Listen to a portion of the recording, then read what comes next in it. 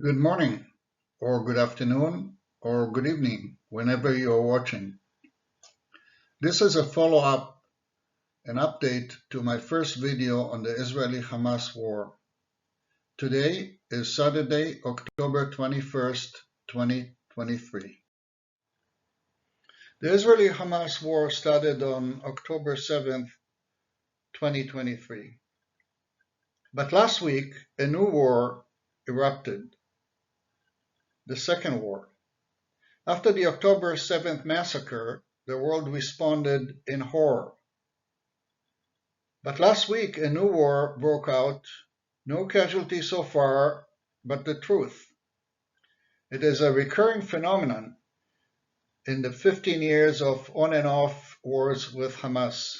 The sentiment shifted toward the underdog, the Gaza population, followed by fog of war, misinformation, disinformation, hate crimes, 132% increase reported in our own city of Toronto. At the same time, since October 7th, 5,215 rockets were fired at civilian populations in Israel. The fact that the Iron Dome intercepted 95% of the rockets and property damage and lives were spared is no consolation. Israeli citizens have bomb shelters in every house, Gazans do not. So, have you thought about it? What if 5,215 rockets fell on Toronto?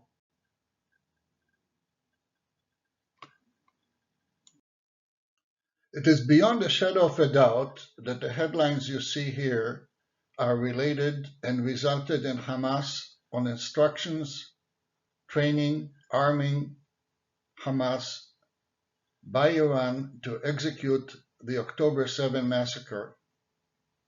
It was designed to stop the momentum of the normalization process, an effort by the Palestinian Authority to create a unity government in preparation for the post-normalization era. Iran declared its intention. Middle East will not rest until cancerous Israel is removed. 2 weeks before October 7th, I could see it coming, as you see in the highlighted red line. But Netanyahu and his extreme right coalition partners did not. Why? That's going to be answered as soon as the war is over. Iran has prepared for this for a long time. Its 190,000 strong Islamic Revolution Guard Corps, known as IRGC, trained, armed, and directed Shia militias in Iraq and Syria, and in Lebanon, a 100-strong Hezbollah terror organization, and Hamas in Gaza for this day of October 7th. Its aim was to create a circle of terrorist organization, well-armed, well-trained, surrounding the state of Israel from multiple fronts to achieve the only goal Iran has, and that is to eradicate Israel from the midst of the Middle East. Hamas' intentions are clear and unwavering, as you can see in this following video by the Hamas leader. After receiving a hero's welcome on his return from decades in exile, Hamas leader Khaled Mashal has vowed never to recognize Israel. His declaration came at a rally attended by thousands of people to mark the militant group's 25th anniversary. The stage for speeches was also dominated by a giant model of the Gaza-made M75 missile that was fired on both Tel Aviv and Jerusalem. Abu Mazen took a small but important step at the United Nations, he said. All we want is for this step and the Gaza victory to be used in support for Palestinian reconciliation and independence, and the right to go back to our land. And we won't give them an inch of our original territory, he added. التمسك بالمقاومة وعدم التنازل عن أي شبر من أرض فلسطين. To the delight of the gathered crowd, Mashal also promised to free Palestinian prisoners held in Israel, indicating Islamist militants would try to kidnap Israeli soldiers to use as bargaining chips.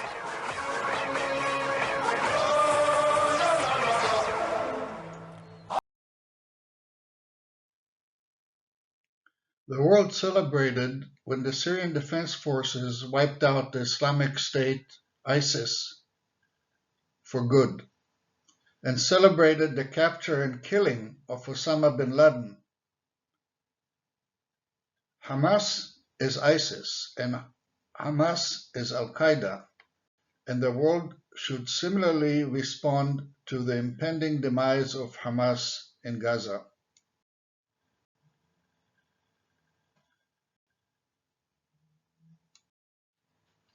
Media outlets, including our national broadcast network, CBC, and even our Prime Minister, refusing to call Hamas terrorist, even when Canada designated them as such. And despite the compelling evidence, Canada is the only Western country that failed to refute the false claim of Israel's culpability in the Gaza hospital bombing. Israel is at a significant disadvantage in the second war, that of public opinion, mainly because of the scorekeeping mentality. Between 2008 and 2020, 5,590 Palestinians were killed in battle with Israel, but only 251 Israelis did.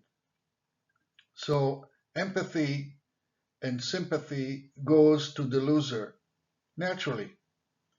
The fact that 5,125 rockets were fired at Israel civilian population center since October 7th is dismissed as Israeli Iron Dome intercepted 96% of them, resulting in minimal casualties on the Israeli side and minimal property damage compared to the Israel attacks on Gaza, where Hamas is embedded within the Gazan civilian population. Empathy once again goes to Gazan, and rightly so, but without assigning blame to Hamas firing rockets from within civilian population. Despite the blatant lie by Hamas, now with anti-Israel demonstrations in most Arab countries, including ones with which Israel is supposedly in peace, these being Egypt and Jordan,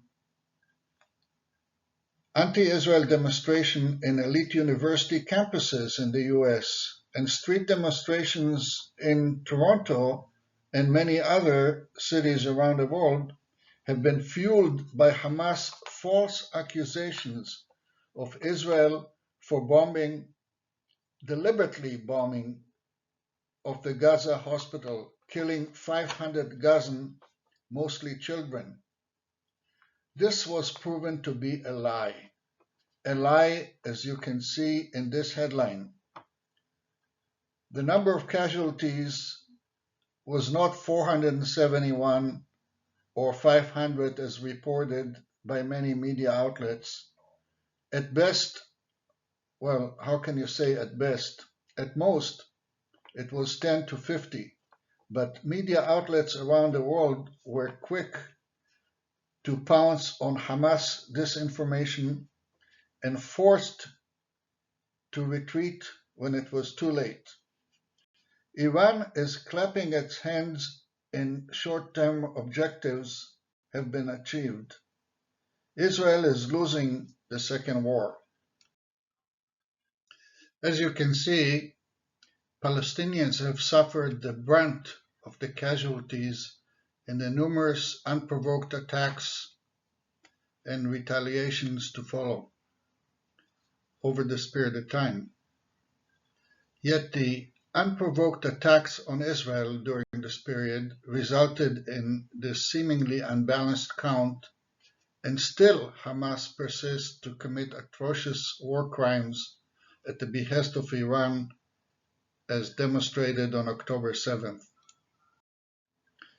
In summary, there are 10 things to remember. First, the Israeli-Hamas war is not a war against the Palestinians. 2, Hamas is a fanatic terrorist organization just like ISIS. If you're not sure, just look up their charter.